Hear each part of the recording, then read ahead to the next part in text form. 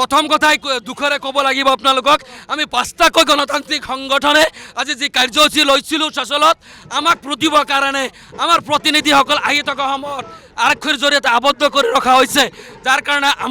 আমি যিমান হাজাৰ হাজাৰ মানুহ গেদাৰিং কৰিম বুলি ভাবিছিলোঁ তুলনামূলকভাৱে মানুহ কম হৈছে চৰকাৰখনে আমাৰ ধৰ্ম আৰু আমাৰ জাতিটোক শেষ কৰি দিব বিচাৰিছে আৰু অসম চৰকাৰে তো খতম শব্দ ব্যৱহাৰ কৰে গতিকে আমাক খতম কৰি দিয়াৰ যে চেষ্টা এই চেষ্টা তেওঁলোকে সকলো পিনে কৰি আছে আমি ৱাকফা আইন 2025 বাতিল কৰাৰ দাবীত আমি পাঁচটাকৈ সংগঠনে আজি কাৰ্যসূচী লৈছোঁ এয়া আচলতে আৰম্ভণি প্ৰতিবাদৰ আৰম্ভণি আমি তাৰপিছতো আমি আশাবাদী যে আজি আমি ৰাষ্ট্ৰপতি ডাঙৰীয়াক যিখন স্মাৰক পত্ৰ প্ৰেৰণ কৰি আছোঁ এই স্মাৰক পত্ৰ প্ৰেৰণৰ পিছত তেওঁলোকে আচলতে পুনৰ বিবেচনা কৰি আইনখন স্থগিত ৰাখিব যদি নাৰাখে আমি এটা চিধা কথা ক'ব বিচাৰিছোঁ ভাৰতবৰ্ষৰ মুছলমান আৰু উলমা সমাজে আমি ব্ৰিটিছক যুঁজি তেওঁলোকক বিতাড়িত কৰিব পাৰিছোঁ আমি বিজেপিকো বিতাড়িত কৰিব পাৰিম বুলি আমি কৈ দিছোঁ আমাক জোকাই লৈছে এতিয়া ভুগিব লাগিব মুছলমান কাৰো শত্ৰু নহয় মুছলমান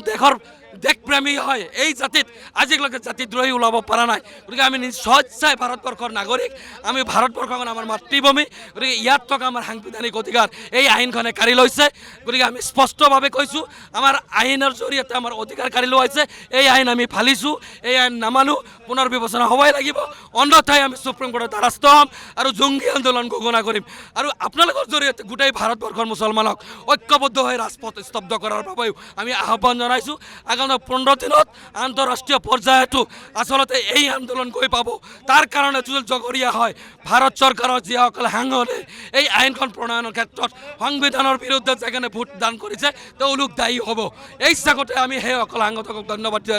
জনাইছোঁ যিসকলে এই আইনখনৰ বাতিলৰ দাবী জনাইছিলে গতিকে আমাৰ গণতন্ত্ৰক প্ৰতিবাদী কণ্ঠ শেষ কৰাৰ যি চেষ্টা এই আচলতে সংবিধান শেষ কৰাৰ চেষ্টা গতিকে ভাৰতবৰ্ষখনক তেওঁলোকে হিন্দু ৰাষ্ট্ৰ বনাবৰ কাৰণে যি চেষ্টা কৰিছে আমি কোনো কাৰণতে হয়তো হ'ব নিদিওঁ গতিকে আমাৰ স্পষ্ট কথা এই আইন নামানো প্ৰথম কথাই দুখৰে ক'ব লাগিব আপোনালোকক আমি পাঁচটাকৈ গণতান্ত্ৰিক সংগঠনে আজি যি কাৰ্যসূচী লৈছিলোঁ শাসনত আমাক প্ৰতিবৰ কাৰণে আমাৰ প্ৰতিনিধিসকল আহি থকা সময়ত আৰক্ষীৰ জৰিয়তে আবদ্ধ কৰি ৰখা হৈছে যাৰ কাৰণে